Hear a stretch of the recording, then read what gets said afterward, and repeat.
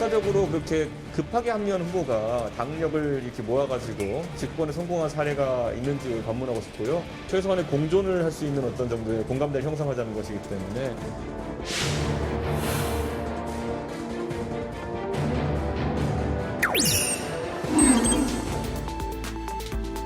여러분 안녕하십니까.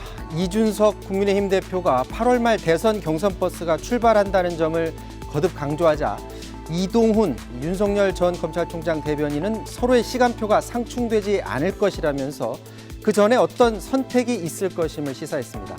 경선 흥행에 고심하는 민주당은 과연 어떤 카드를 들고 나올지, 경선 일정은 당원 당규대로 할지 고민의 시간이 계속되고 있습니다. 사사건건 시작합니다.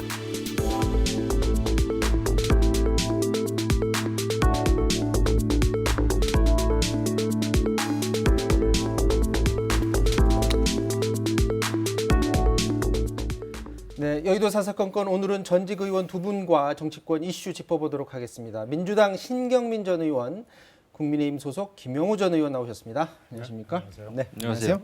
자, 오늘이 6.15 남북 공동선언 21주년 되는 날입니다. 이거 잠깐 한마디씩 좀 듣고 넘어가야 될 것 같은데요. 지금 남북 관계는 다시 얼어붙기는 했지만 지금 이 상황에서 문재인 대통령이 북한이 만약에 동의를 한다면 북한의 코로나 백신 공급 협력하는 것을 적극 추진하겠다 이런 말을 했습니다. 미국도 이게 인도적 지원이라면 이제 지지한다는 그런 입장인데 자, 북한이 어떻게 응답할지 이 부분이 관심인데 어떨 것으로 예상하십니까? 지금 북한의 침묵은 예상보다 훨씬 길어지고 있거든요. 네. 한미 정상회담이 있은 지도 오래됐는데 지금까지 아무 얘기가 없고 지금 이제 G7까지 열렸잖아요. 그리고 여기서 이런 정도 얘기가 나왔으면 이제 북한이 응답할 차례고 북한의 중앙당의 지금 회의가 지금쯤 열릴 것으로 생각을 하고 있기 때문에 네. 북한의 응답이 임박할 것으로 보입니다. 그런데 북한이 공식으로는 확인되지 않았지만 중국의 백신은 분명히 거부한 걸로 지금 알려지고 있고요. 네. 러시아에 대해서는 가타부타 얘기가 없습니다. 그러니까 이제는 WHO가 주는 코백스 등등 포함해서 이런 몇 가지 이 국제사회가 던지는 여러 가지 질문에 대해서 답을 해야 될 때가 됐고요. 이것이 시금석이 돼서 앞으로 남북한 관계에도 중대한 영향을 줄 것으로 예상됩니다. 북한이 답을 이번엔 반드시 해야 된다는 말씀이시고요.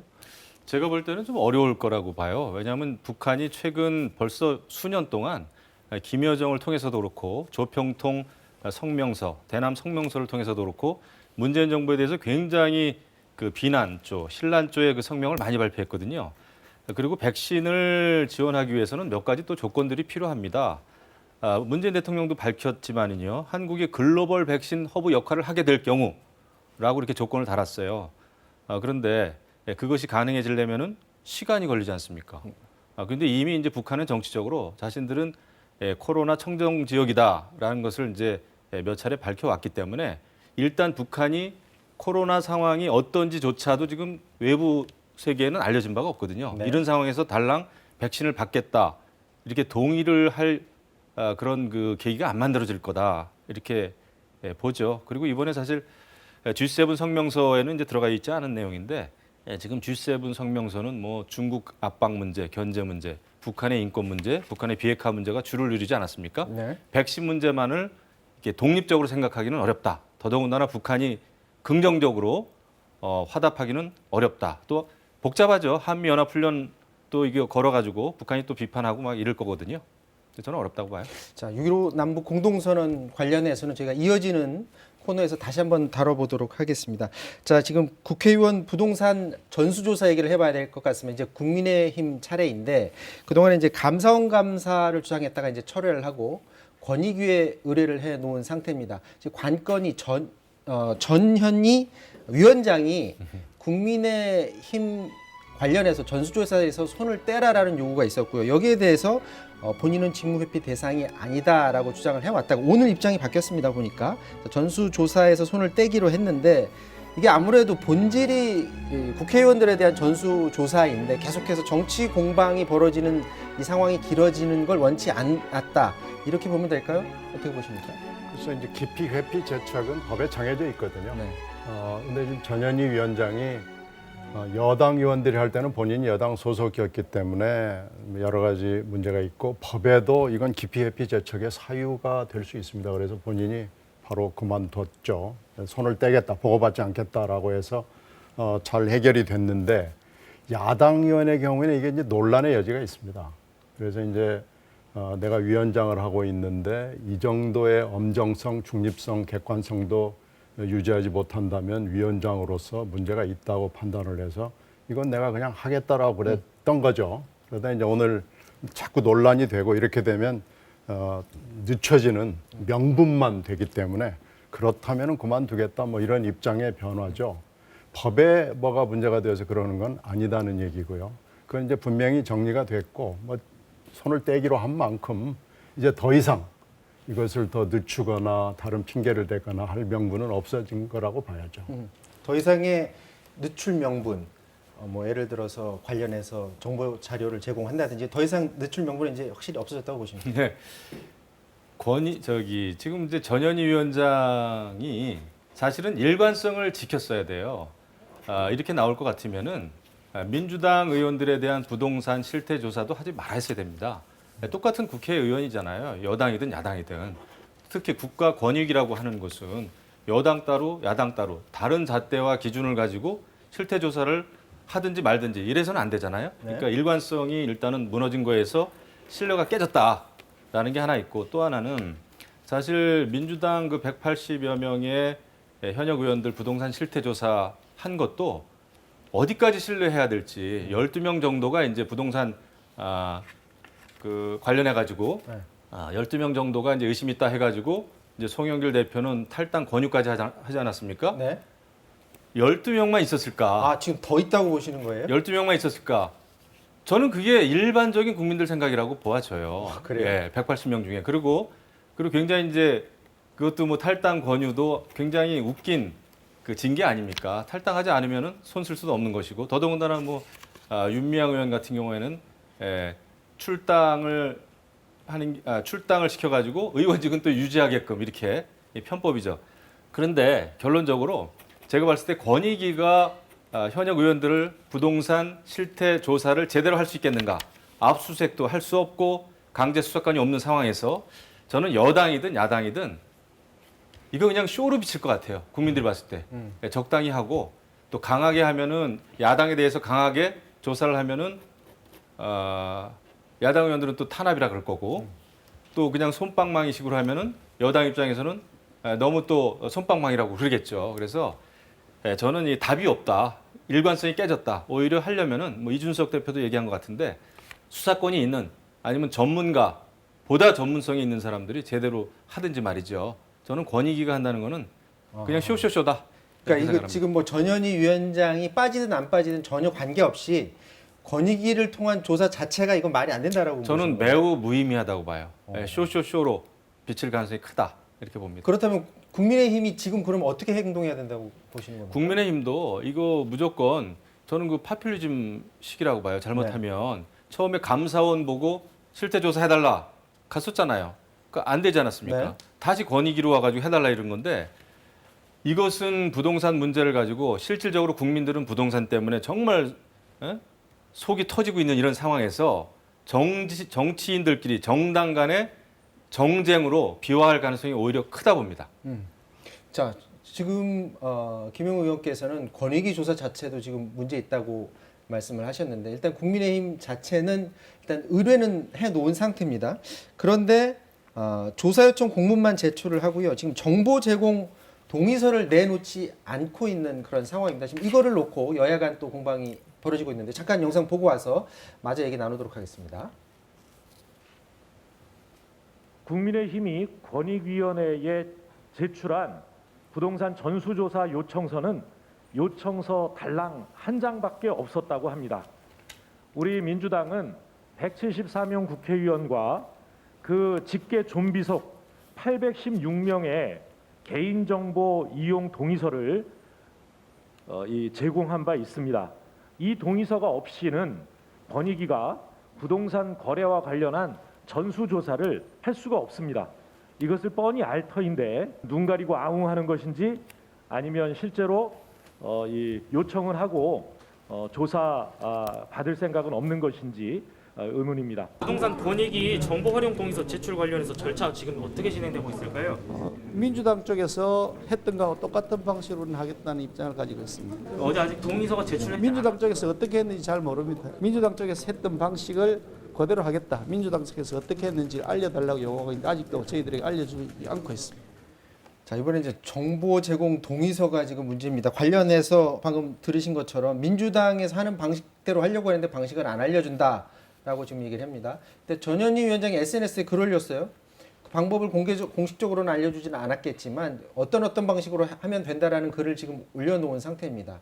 국민의힘에서 정보 제공 동의서를 제출을 하지 않기 위해서 저렇게 시간을 끄는 것이라고 봅니까? 어떻다고 보세요? 그러니까 이런 식으로 하나하나 절차를 가지고 모르겠다, 뭐 알아봐야 되겠다 이렇게 하면은 애 다 늙어갑니다. 이렇게 할 일은 아니고요. 제일 좋은 것은 사실 수사를 받는 것이 맞죠. 압수수색도 해야 되고 정보 제공도 충분히 받아야 되고 그런데 지금 여당의 경우에 이런 숫자의 불일치가 있거든요. 수사본부가 수사 대상은 17명이었다. 그런데 12명을 했는데 겹치는 게 6명이다. 그러면 수사 대상은 더 있다는 얘기 아니겠습니까? 네. 그 상당히 많은 숫자가 더 있다는 거기 때문에 일단 이 권익위는 지금 다른 데 어디 갈 만한 데가 없기 때문에 1차적으로 간 건데 수사는 뭐 수사본부가 하는 대로 받아야죠. 그건 이제 모르는 겁니다. 그건 여당이 더 많이 걸릴지 야당이 더 많이 걸릴지 이건 이제 두고 봐야 되는 거고요. 그렇게 따지면 권익위는 어떻게 보면 최소한의 1단계 통과거든요. 그러니까 더 봐야 되는 거고요. 이 뭐 정보 제공 동의를 했느냐 안 했느냐 그러면서 이 야당의 굉장히 중요한 분들이 이렇게 시비를 걸으면서 절차를 하나하나 하는 것은 국민들 보기에도 너무 이게 속보이는 짓이거든요. 이렇게 하지 말고 일단 권익위를 여당이 갔으면 권익위 일단 해보고 수사 대상 되는 건 또 해보고 1단계, 2단계, 3단계가 있을 수 있는 거니까요. 네. 그렇게 하나하나 밟아가는 것이 지금 정치인들의 자세입니다. 지금 국민들의 공분이 있기 때문에 이렇게 하나하나 절차와 기관과 뭐 이런 걸 시비를 거는 건 이건 좀 모양이 좋아 보이지 않습니다. 이거 아까 김용우 의원께서 말씀하실 때 권익위보다는 오히려 뭐 검찰이나 수사 의뢰가 더 맞는 방향이라는 취지의 말씀하셨는데 사실 입법기관에서 지금 투기 의혹이 확실하게 드러난 것도 아닌데 바로 그걸 수사를 의뢰한다든지 이건 절차적으로도 문제지만 입법기관이 굳이 그거를 사법당국에 그렇게 맡겨서 해야 될 필요성이 있을까요? 저는 굳이 여당도 권익위에 저거를 요청하지 말아야 된다고 봅니다. 지금 이제 그 12명에 대해서도 여러 가지 당에서도 뭐 징계를 했습니다만 거기에 대해서 지금 굉장히 내분이 일어났잖아요. 탈당 권유를 했는데 당사자들은 탈당 못하겠다 그러고 말이죠. 네. 12명 중에 7명인가요? 그렇게 탈당 못하겠다 그러고 또 이걸 소명해야 된다 그러고 그리고 또 송영길 대표는 우상호 의원한테 친구로서 미안하다. 가슴이 찢어진다. 하지만 다시 살아서 돌아오라. 이게 무슨 장난입니까? 어떻게 보면. 그러니까 국민들이 봤을 땐 차라리 국회의원들은 부동산 정책이 제대로 좀 이루어져 가지고 부동산 문제를 해결하는 게 참 중요하지 않겠나 생각이 들어요. 네. 할 것 같으면은 정말 제대로 장시간에 걸쳐서 정말 꼼꼼하게 압수수색을 해가면서 수사를 하든지 말이죠. 그렇지 않고 그냥 권익위에 맡겨가지고 달랑 12명 의심스럽다 정도의 결과를 낼 정도면은 네. 저는 안 하는 게 낫다 생각하고 그다음에 이제 권익위도 아까 말씀드렸습니다마는 여당은 또 조사했다가 야당은 또 조사를 못 하겠다. 이렇게 나오면은 권익위 자체가 권익위의 권위조차도 지금 떨어진 상태예요. 땅에 떨어진 상태예요. 지금 그래서 김용우 의원께서 믿을 수 말씀하신 없다. 거는 사실은 지금 이준석 대표가 말한 것보다 지금 더 한 단계 더 높은 수위의 말씀이신 것 같은 게 이준석 대표도 어떤 식으로 얘기를 했냐면 투기 의혹이 확인이 된다면 다음 단계 수사 의뢰하는 게 맞다라는 식으로 말을 했거든요. 만약에 이제 그렇게 이루어진다면 검찰 수사까지 먼저 막 나서서 한다면 의뢰를 한다면 그거는 정치권에서 어떤 변화의 바람이라 이렇게 볼 수도 있을까요? 글쎄 지금 덜렁 검찰로 간다거나 이렇게 가는 것은 여러 가지 뭐 위험성이 있죠. 그래서 지금 사실 적당한 기관을 좀 찾기가 어려운 거예요. 그래서 지금 이렇게 된 건데 이걸 못 하겠다. 그러면은 사실은 안 하겠다는 얘기로 들릴 수 있습니다. 어느 수사기관이 국회의원들 300명을 놓고 다 수사를 하겠다, 압수수색하겠다 이렇게 달려들 수 있겠어요? 지금 그렇게 되면 현실성의 문제가 있으니까 일단 좀 해보고 단계 밟아가는 게 맞죠. 물론 이게 과정이 시끄럽죠. 처음 해보는 일이고요. 항상 국회의원 전수조사라는 것은 그것이 교육에 관련된 거든 재산에 관련된 거거든 이처럼 부동산에 관련된 거거든 쉽지 않습니다. 네. 국회의원 300명 전수조사가 이루어지는 꼴을 본 적이 없습니다. 저도 못 봤습니다. 이게 지금 저도 그나마 못 봤어요. 권익이라는 건 수사가 아니고 조사 차원이기는 하죠. 그나마 지금 한번 해본 거예요. 그러면 한번 현실성이 있는 것부터 하나씩 밟아서 결국은 이 국민적 공분을 어떻게 해소할 수 있느냐. 조금이라도 실체에 가까이 다가갈 수 있는 길은 저는 현실적으로 이거밖에 없다고 봅니다. 자, 일단은 그 감사원에 의뢰를 했다가 국민의힘이 이제 입장을 바꿔서 권익위로 조사 의뢰를 했는데 정보 제공 동의서를 제출하지 않았습니다. 아마도 그 기한이 17일까지로 알고 있는데 그때까지 과연 동의서를 제출할지 한번 지켜봐야 될 것 같고요. 이번에는 그 신임 당대표 뽑았죠. 국민의힘과 그리고 민주당 간의 정치 쟁점에 대해서 잠깐 얘기를 나눠보도록 하겠습니다. 송영길 민주당 대표가 이준석 대표 취임하자마자 바로 질의를 합니다. 여야정 상설 협의체를 요구를 했고요. 또 이어서 윤호중 원내대표도 수술실 CCTV 설치법 관련해서 입장 밝혀라. 이준석 대표한테 요청을 했는데 바로 답이 나왔습니다. 준비된 영상 보고 오도록 하겠습니다. 여야정 상설협의체의 조속한 가동에 적극 협력해 주실 것을 이준석 대표께 공식으로 요청합니다.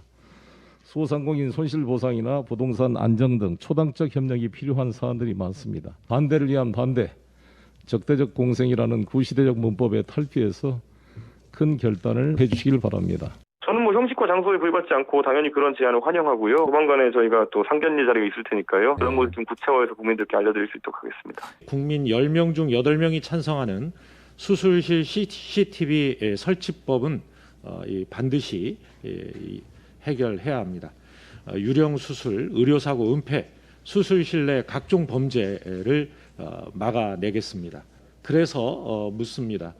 새로운 야당 지도부는 수술실 CCTV 설치법에 대해서 어떤 의견을 가지고 있습니까? 수동 기능에 대해서도 생각하지만은 저는 사회적으로 좀 더 논의가 수정이 필요하다 이렇게 보는 것이 예를 들어 수술 CCTV가 이제 보급이 되게 되면은 의료 행위에 있어가지고 의사들이 굉장히 소극적으로 임할 수 있습니다. 근데 저는 그런 것이 과연 국민의 건강에 있어가지고 더 긍정적인 방향성인지 대해서는 저희도 전문가들의 의견을 좀 더 청취해보고 입장을 내도록하겠습니다. 자, 일단 여야정 상설 협의체 재가동 이 부분은 좀 긍정적으로 얘기하는 걸 보면 바로 할 것 같기도 하고요. 이준석의 국민의힘 이전과 좀 변화가 있을 것으로 보여집니까? 그건 아직은 예단을 속단할 수 내리기는 없다. 어렵죠. 여야정 어쩌고 저쩌고 하는 건 그 사이 많이 있었거든요. 네. 한두 번 있었던 게 아니고요. 근데 상설 협의체니 이런 거 만들 필요 없습니다. 이슈가 있으면 만나는 거고요. 그게 청와대가 됐건 여야가 됐건 아니면 누가 됐든지 간에 만나면 되는 거예요. 그 당 대표는 왜 바로 그걸 굳이 옆집인데. 요청을 했을까요? 방이 바로 옆인데 그냥 주적주적 걸어가서 만나거나 아니면 중간에서 만납시다 해서 만나면 되는 거지. 상설 협의체를 만들어서 그때 시간 돼서 일주일에 한 번, 열흘에 한 번 보자 이런 건요. 그건 하나마나한 제안이고 이슈가 있으면 그게 당대표가 됐건 원내대표가 됐건 수석부대표가 됐건 그냥 만나면 됩니다.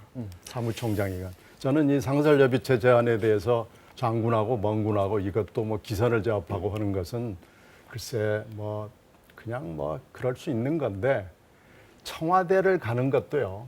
그냥 만나면 됩니다. 청와대도 갈 때 보면 항상 야당 제1야당 단독으로 해달라라느니 그러는데 그냥 그것도요. 현안이 있으면 만나면 됩니다. 그래서 이건 언제든지 마음만 있으면 지금 마음이 없고 상대에게 마이크나 스포트라이트가 가는 걸 어떻게든지 견제해야 된다는 여야의 서로 견제 심리가 있기 때문에 그러는 거지. 실제로는 이런 건 그냥 현안 있을 때는 무조건 만납시다. 그리고 사실 무조건 만나야 됩니다. 그러면은 다 일이 되죠. 변화의 목소리를 많이 내긴 했는데 이제 가장 그 첨예하게 대립되고 있는 쟁점 중에 하나가 상임위 재배분이에요. 근데 상임위 재배분 관련해서는 이준석 대표가 그동안의 국민의힘 지도부가 가졌던 어떤 시각과 같은 시각을 가지고 있는 것 같습니다. 그런 것 같습니다. 상임위 재배분해야 된다 얘기했는데요. 그 방금 전에 뭐 송영길 민주당 대표가 여야정 상설협의체 말씀도 있었습니다만은 저는 신경민 의원님하고 100% 뜻을 같이 합니다. 필요 없다. 별로 진정성이 없고 성공 가능성도 없어요. 지금 사실은 여당은 당정 협의할 때도 굉장히 삐걱거립니다. 부동산 문제, 부동산 대책 가지고도 그랬고요. 굉장히 삐걱거려요. 그러니까 당정 협의도 이렇게 어려운 마당에 여야정까지 같이 하자고요? 그거는 모든 사안을 정쟁으로 그냥 가져가겠다라는 얘기밖에 안 되고 필요한 때 그냥 필요한 회의하면 되고 진정성이 있으면 그게 가능합니다. 그리고 지금 이제 수술실 CCTV 이거에 대해서도 입장을 물어봤잖아요. 네. 이 국민의힘 지도부에게. 저는 지금 국민의힘에게 수술실 CCTV 설치에 대해서 입장을 밝혀라라고 말할 계제가 아니라고 봅니다. 민주당은. 어떤 의미에서 그렇죠? 수술실 CCTV 설치와 관련된 논쟁은요, 굉장히 오래됐습니다. 하지만 논쟁이 오래됐다고 이것을 빨리 법안으로 매듭 짓자라고 하는 것 자체가 굉장히 어폐가 있어요. 선진국에서도 수술실 그 CCTV 설치가 어려운 이유가 있는 겁니다. 저것은 시범 설치든지 여러 가지 사례 연구를 더 해야 되는 거지 이것을 무조건 이제 국민의힘 당대표, 국민의힘 지도부가 출범한 지 며칠 안 됐잖아요. 그런데 수술실 CCTV를 느닷없이 이렇게 들고 나오는 그 저희를 모르겠어요. 그게 수술실 CCTV 설치법 같은 경우에는 보면 국민 여론조사도 뭐 여러 차례 했는데 국민의 뭐 한 80% 가량이 그 법 자체에 대해서 동의한다는 여론이 있고요. 또 하나 그동안 절차를 좀 거쳐왔지 않습니까? 그런데 법안이라는 게 말이죠. 국민들이 원하는 그대로 다 할 수 있습니까? 사용제 폐지론 같은 경우에는 엄청나게 오래된 논쟁이 지금 있어 온 거죠. 그래도 입법화가 힘든 겁니다. 그러니까 모든 문제에 대해서 국민이 많이 원하니까 이거 하자. 국민들은 국회 없애자라고 그런 설문조사하면은 거의 90% 넘을 거요. 그럼 국회 없애야 됩니까? 그러니까 우리가 좀 빗나간 얘기입니다만은 지금 민주당이 고민하고 밀어붙일 게 따로 있지. 지금 이 CCTV 설치법 가지고 국민의힘을 압박할 계제가 아니다. 지금 사실 민주당 입장에서는 이준석 당대표, 국민의힘 이 새로운 지도 체제에 들어서면서 굉장히 당혹해하는 것 같아요. 이게 세대 교체도 돼 있죠. 그다음에 어쨌거나 야당은 굉장히 변화의 모습을 보이는 반면에 이게 안 되고 있다 보니까 지금 느닷없이 여야정 상설협의체 하자. 그다음에 또 수술실 CCTV 설치하자. 이런 거 가지고 압박을 해오는데 글쎄요. 지금 집권당인 여당은 조금 더 무게감 있는 그런 그 진정성이 있는 전국 운영을 좀 해 나갔으면 좋겠다. 그리고 중요한 거는 얘기 나왔잖아요. 상임위 배분부터 해야 무슨 여야 협치도 되고 뭐가 좀 될 거 아닙니까? 답답해요. 네, 수술실 CCTV 설치법 자체가 지금 이 시점에서 빨리 해결해야 될 그런 이슈가 아니다라는 시각이신 것 같아요. 글쎄요, 지금 이 여의도 문법 중에 아주 오래된 것이 몇 가지인데 아까 좀 전에 말씀드린 대로 여야 그 영수회담 보면 항상 아까 말씀드린 그런 게 있고 또 하나는요. 하나 주고 하나 받고 하는 애들 장난하듯이 하는 하나 주고 하나 받으면 다음에 뭐 하나 하고 이렇게 하는 아주 오래된 여의도의 규칙이 있습니다. 근데 이것도 지금 그런 건데 물론 수술실 CCTV 문제 뭐 중요하지 않을 수 있는데 이처럼 가령 지금 공휴일법이 지금 돼 있잖아요. 네. 이건 아마 곧 될 겁니다.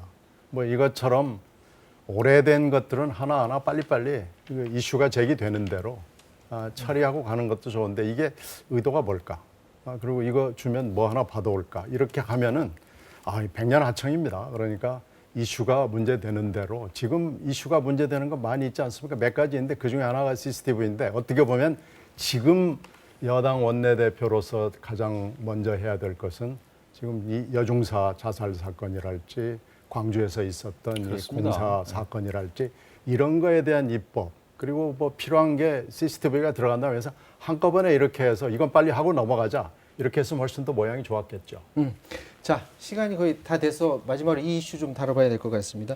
이준석 대표와 윤석열 전 총장이 생각하는 대선의 일정이 과연 어떨까? 이준석 대표 같은 경우에는 8월 말이면 경선 열차 출발한다고 계속해서 말을 해왔는데 여기에 대해서 바로 윤석열 전 총장 대변인이 이렇게 얘기를 했습니다. 둘의 시간표가 상충되지 않을 거다. 늦지 않은 시간에 선택할 거다라는 그런 입장을 내놨습니다. 그러니까 8월 말 전에 적어도 윤석열 전 총장이 입당을 하든 안 하든 결정을 할 거다 지금 이렇게 읽혀지는 그런 부분인 것 같아요. 자, 그렇다면 그 전까지 국민의힘이 얼마나 역동적으로 움직이는지 그리고 국민들이 윤석열 전 총장에 대해서 어떻게 생각하는지 이런 것들을 전반적으로 보고 판단하겠다 이렇게 이해를 하면 될까요? 그렇죠. 지금 이제 윤석열 전 총장으로서는 아직까지 현재는 그래도 이제 굉장히 압도적으로 야권 대선 후보 1위, 지지율 1위를 달리고 있지 않습니까? 이런 상황에서는 조금 여러 가지를 볼 것 같아요. 그런데 시기가 너무 늦어지면은 그것도 사실 곤란합니다. 윤석열 전 총장 입장에서. 왜냐하면은 경선 룰이라든지 이런 것은 당내에 있는 후보들 중심으로 후보들과 함께 정하게 돼 있거든요. 여태까지 그래 왔습니다. 그렇기 때문에 경선 버스 출발하는데 그냥 마냥 밖에서 기다릴 수만은 없을 것이다. 그리고 이준석 신임 대표의 경우에는 경선 버스는 생각한 대로 출발시키겠다 하면은 실질적으로 그렇게 실행할 가능성이 커요.